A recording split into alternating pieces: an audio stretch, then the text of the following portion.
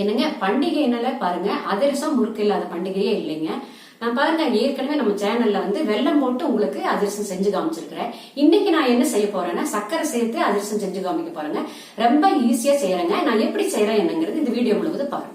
சர்க்கரை அதிரசத்துக்கு பாருங்க மாவு பச்சரிசி வாங்கி வச்சிருக்கிறேங்க. இந்த அரிசியோடைய அளவு வந்துங்க 1 கிலோங்க. நம்ம இப்ப இது என்ன செய்யறோம்னா 2-3 தடவை நல்லா பிசைஞ்சு கழுவிட்டு ஊற வச்சிடலாங்க. இந்த அதிரசத்துக்கெல்லாம் பாருங்க இந்த மாவு பச்சரிசி வாங்கும் போது அதிரசம் நல்லா இருக்குங்க, மாவும் நிறைய ஆகுங்க. அரிசி கழுவியாச்சுங்க. இந்த அரிசி தண்ணி ஊற்றி வச்சிடலாங்க. 3 மணி நேரம் ஊறட்டுங்க. அரிசி ஊற வச்சு 3 மணி நேரம் ஆச்சுங்க. இப்ப தண்ணியை வடிச்சிடலாங்க. ஈரலை துண்டுல நல்லா உலர்த்திடலாங்க. ஒரு 20 நிமிஷம் இருக்கட்டுங்க. அரிசி பாருங்க நல்லா உலர்ந்துருச்சுங்க. அரிசியில ஈரம் இருக்குதுங்க. இப்ப நம்ம என்ன செய்யறோம்னா இந்த அரிசியெல்லாம் எடுத்து மிக்சியில போட்டு பொடி பண்ணிக்கலாங்க. கொஞ்சமா இருக்கிறதுனால நான் மிக்சியில போடுறேங்க. இதே நீங்க 2 கிலோ எல்லாம் ஊற வச்சீங்கன்னா மிஷின்ல கொடுத்து அரைச்சிட்டு வந்துருங்க. அரிசியில பாருங்க இந்த மாதிரி ஈரம் இருக்கணுங்க. அப்பதாங்க அதிரசம் மாவு வந்து பிரியாது, அந்த பதம் கரெக்டா வரும். மிக்சியில சேர்த்து நல்லா பவுடர் அரைச்சுக்கலாங்க. மிக்சியில போட்டு பாருங்க அரைச்சு எடுத்தாச்சு. நம்ம இப்ப என்ன செய்யறோம்னா இந்த ஜல்லடியில சேர்த்து ஜல்லிச்சுக்கலாங்க. பாருங்க இந்த மாதிரி ஜல்லிச்சுட்டு அந்த கப்பி வருதுன்னா மறுபடியும் போட்டு 2-3 தடவை அரைச்சு எடுக்கணுங்க. நம்ம ஊற வச்ச அரிசியெல்லாம் இதே மாதிரி செஞ்சு எடுத்துக்கலாங்க. இந்த உருண்டைகள் எல்லாம் பாருங்க நல்லா இப்படி உடைச்சுட்டு ஜல்லிச்சுக்கோங்க. இந்த பச்சரிசி மாவு வந்து எப்படி இருக்கணும்னா ரொம்ப வலுவலுன்னு பவுடர் மாதிரி இருக்கக்கூடாதுங்க, கொஞ்சம் குரணையா இருக்கணுங்க. அப்பதான் அதிரசம் வந்து நல்லா பொள்ளி வருங்க. பாருங்க ஜல்லிச்சாச்சு. இந்த கப்பி இருக்குது இல்லைங்களா, இது மறுபடியும் மிக்சியில் போட்டு பவுடர் பண்ணிக்கலாங்க. பாருங்க 1 கிலோ பச்சரிசி நம்ம ஊற வச்சு அரைச்சோம் இல்லைங்களா, எல்லாமே அரைச்சாச்சு. கப்பி பாருங்க இவ்வளவுதான் இருக்குது. இதை நம்ம என்ன செய்யறோம்னா தோசைக்கோ ஆப்பத்துக்கோ போடும்போது நம்ம அதுல சேர்த்து அரைச்சுக்கலாங்க. இப்ப நம்ம ஜல்லிச்ச மாவையெல்லாம் என்ன செய்யறோம்னா ஒரு அடுக்கில் எடுத்து போட்டு நல்லா அமுத்தி மூடி வச்சிருங்க. பாகு காய்ச்சற வரைக்கும் இந்த அரிசி வந்து ட்ரை ஆகக்கூடாதுங்க. அந்த ஈரம் வந்து அப்படியே இருக்கணுங்க மாவுல. மாவை என்ன செய்யறீங்கன்னா நல்லா இப்படி கை வச்சு அமுத்தி விட்டுருங்க. அமுத்தி விட்டுட்டு ஈரத்துணி போட்டு இப்படியே மூடி வச்சிருங்க. நம்ம இனி பாகு காய்ச்ச ஆரம்பிச்சிடலாங்க. அதுக்கு பாருங்க 1 கிலோ அரிசிக்கு வந்துங்க 750 கிராம் சர்க்கரைங்க. இந்த சர்க்கரையை சேர்த்துட்டு என்ன செய்யறீங்கன்னா ஒரு டம்ளர் தண்ணி எடுத்திருக்கிறேன். சர்க்கரை வந்துங்க ஃபுல்லா நனையணுங்க. இந்த மாதிரி நல்லா நனையணும். பாருங்க இப்படி கை வச்சு ஏகத்துக்கு இப்படி கலக்கி விட்டுருங்க. அவ்வளவுதான். நல்லா கரைஞ்சு கொதிக்கிட்டுங்க. பாகுபதம் சொல்றேங்க. சர்க்கரை பாருங்க நல்லா கரைஞ்சு கொதிக்குதுங்க. இந்த பாகுபதம் எப்படின்னா பாருங்க, இப்ப நம்ம சட்டுவத்தில் எடுத்து கொஞ்சமா எடுத்து ஊத்துறோம் பாருங்க. இந்த தண்ணியில பச்சை தண்ணியில இப்படி எடுத்து ஊத்தும் போது பாகு வந்துங்க இப்படி உருட்டி எடுக்கிறதுக்கு வரணுங்க. இனி பதம் வரலைங்க, இனி நல்லா கொதிக்கணுங்க. பாகு பாருங்க இப்ப செக் பண்ணி காமிக்கிறேன் பாருங்க. கொஞ்சமா எடுத்து தண்ணியில விடுங்க. பாருங்க இந்த மாதிரி தண்ணியில விடும்போது என்ன ஆகுன்னா பாருங்க இப்படி உருட்டி எடுத்தோம்னா அப்படி தக்காளி பதம் மாதிரி வருங்க. உருண்டைய கைக்கு உருட்டி எடுக்க வருங்க. பாருங்க இந்த மாதிரி வரணுங்க பதம். இதுதாங்க பதம் இந்த அதிரசத்துக்கு. இப்ப நீங்க என்ன செய்யறீங்கன்னா அடுப்பு ஆஃப் பண்ணிருங்க. ஆஃப் பண்ணிட்டு பாருங்க 8 ஏலக்காய் பொடி பண்ணி வச்சிருக்கிறேங்க. அதை இதோட சேர்த்திருங்க. சேர்த்திட்டு இப்படி நல்லா ஒரு கலக்கிடுங்க. நம்ம இடிச்சு வச்சிருக்கிறோம் இல்லைங்களா மாவு, மிக்சியில் போட்டு வச்சிருக்கிறோம் இல்லைங்களா, அந்த மாவோட இதை சேர்த்திடலாங்க. பாருங்க மாவு நல்லா சென்டர்ல குழி பண்ணிக்கோங்க. குழி பண்ணிட்டு இந்த சூடா இருக்கும் போதே இந்த மாவோட கலந்துருங்க. கொஞ்சம் பாகு மட்டும் வச்சுக்கோங்க. நல்லா இந்த சட்டுவத்துல கலக்கி விடுங்க. பாருங்க எல்லா பாகும் ஊத்திடலாங்க. சூடா இருக்கும் போதே எல்லாம் ஊத்திடுங்க.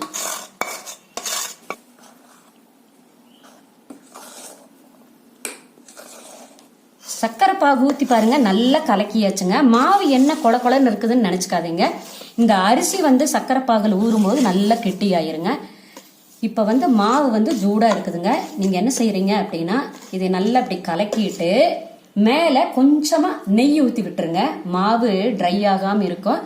மாவு நல்லா ஆறுன வரைக்கும் என்ன செய்யறீங்கன்னா ஒரு துணி போட்டு மூடுவீங்க. இப்ப தட்டு போட்டு மூடாதீங்க, வேர்வை தண்ணி எல்லாம் உள்ள ஒழுகும். நல்லா இப்படி தேய்ச்சி மட்டும் விட்டுருங்க. இன்னைக்கு உடனே சுடலாங்க. உடனே சுடுறதை விட நாளைக்கு செய்யும் போது வந்துங்க அதிரசம் வந்து நல்லா டேஸ்டா இருக்குங்க. நல்லா உப்பி வருங்க. நாளைக்கு உங்களுக்கு சுட்டு காமிக்கிறேங்க. இந்த மாதிரி மூடி வச்சிருங்க. என்னங்க நேத்து வந்து பாகு ஊத்தி நல்லா பச்சரிசி மாவு வந்து அதிரசத்துக்கு ரெடி பண்ணி வச்சிருந்தேங்க. இன்னைக்கு சுட்டு காமிக்கிறேன்னு சொன்னேன். பாருங்க நெய் ஊத்தி வச்சிருக்கிறேன். மாவு பாருங்க நல்லா கெட்டி ஆயிருச்சு. இப்போ இது உங்களுக்கு எப்படி சுடுறதுன்னு சொல்றேன் பாருங்க. நீங்க என்ன பண்றீங்கன்னா இந்த மாவை நல்லா இப்படி கலக்கி விட்டுருங்க. கலக்கி விட்டுட்டு சுடுறத கலவை கொஞ்சமா எடுத்து சுட்டுக்கோங்க. இந்த மாவு வந்துங்க தண்ணி விடாம வச்சீங்கன்னா 1 மாசம் வரைக்கும் நீங்க வெளியவே வச்சுக்கலாங்க, ஒண்ணுமே கெடாதுங்க. இப்ப பாருங்க, நான் உங்களுக்கு சுடுறத கலவை கொஞ்சமா மாவு எடுத்து எப்படி அதிரசம் செய்யறதுங்கிறது உங்களுக்கு தட்டி காமிக்கிறேங்க. இப்படி கொஞ்சம் கொஞ்சமா எடுத்து ஒரு பேஷன்ல போட்டுக்கோங்க. இப்ப என்ன செய்றீங்கன்னா இந்த மாவு கெட்டியா இருக்குது இல்லைங்களா, இப்படி நல்லா உடைச்சு விடுங்க. உடைச்சு விட்டு சின்ன சின்ன உருண்டைகளா தட்டி போடுறதுங்க. பாருங்க, கொஞ்சமா ஆயில் எடுத்துக்கோங்க கையில.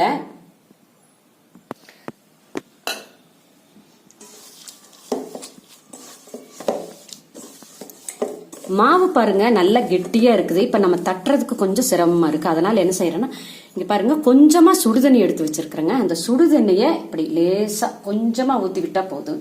1 ஸ்பூன் ஆகிற மாதிரி ஊத்தி விட்டு இனி நீங்க மாவு பிணைஞ்சீங்கன்னா உங்களுக்கு தட்டுறதுக்கு ஈஸியா இருக்குங்க. சுடுதண்ணி இல்லைன்னா மோர் ஊத்தலாங்க, புளிப்பில்லாத மோர் ஊத்தணும். பாருங்க, இந்த மாதிரி உருண்டை பண்ண வரை என்ன செய்யறீங்கன்னா ஒரு பால்தீன் கவரு இல்லைன்னா வாழை இலையை எடுத்துக்கோங்க. பாருங்க, இந்த கவர்ல இந்த மாதிரி எண்ணெய் தடவிக்கோங்க. நெய்யில சுடுறவங்க சுடுவாங்க, நான் பாருங்க நார்மலான ஆயில தாங்க சுட்டு காமிக்க போறேன். சின்ன உருண்டை இப்படி வச்சுட்டு இப்படி கையில தட்டிக்கோங்க.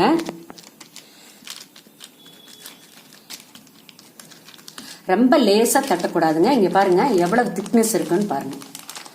இந்த மாதிரி தட்டுன பிறகு மெதுவா ஆயில விடுங்க. ஆயில போட்ட பிறகு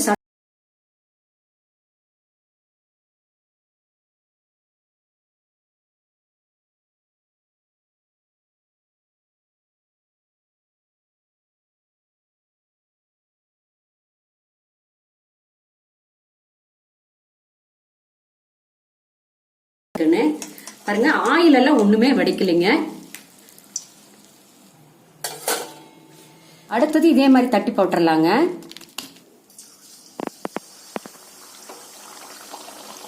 பாகு பதம் எல்லாம் கரெக்டா இருந்தாதாங்க அதிரசம் இந்த மாதிரி உப்பி வருங்க. மாவெல்லாம் ஒண்ணு பிரியவே இல்லை பாருங்க, நல்ல பொள்ளி வந்திருக்கு பாருங்க. 2 பக்கம் நல்லா செவக்க வெந்துருச்சுங்க, எடுத்துடலாங்க. அடுப்பு மட்டுங்க மீடியத்துல வச்சுக்கோணுங்க, எண்ணெய் காஞ்ச உடனே. அதிரசம் பாருங்க எப்படி சூப்பரா இருக்குன்னு பாருங்க. இந்த அதிரசத்தை என்ன செஞ்சு காமிக்கிறேன்னா எண்ணெயை வடிச்சு காமிக்கிறேங்க.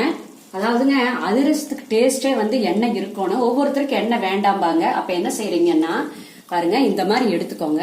எடுத்துட்டு நம்ம சட்டுவம் இருக்கு இல்லைங்களா, தோசை திருப்பி அதுல இந்த மாதிரி அமுத்திடுங்க. இந்த மாதிரி அமுத்தும் போது அதிரசம் எத்தனை நாள் இருந்தாலும் சாப்பிட்றதுக்கு அப்படியே நல்லா சாஃப்டா இருக்குங்க. மேல மொறுமொறுனும் உள்ள வந்து சாஃப்டா இருக்குங்க. இந்த அதிரசம் பாருங்க எப்படி இருக்குன்னு, சூப்பரா இருக்குங்க. அடுத்த அதிரசம் இதே மாதிரி செஞ்சு காமிக்கிறேங்க.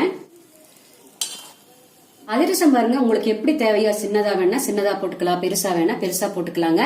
பாருங்க, எண்ணெயை வடிச்சுட்டு போட்டு காமிச்சிருக்கிறேன். இப்ப வடிக்காம செஞ்ச அதிரசம் பாருங்க, மேல வந்து நல்ல மொறுமொறுன்னு இருக்குது. உள்ள பாருங்க, நான் பிச்சு காமிக்கிறேன் பாருங்க எவ்வளவு பொல்லியா வெந்திருச்சிருக்குதுன்னு பாருங்க. இந்த மாதிரி செஞ்சு பாருங்க. இதே மாதிரி செஞ்சு பார்த்துட்டு உங்களுக்கு இதுல ஏதாவது சந்தேகம் இருந்தா கேளுங்க, நான் பதில் சொல்றேங்க.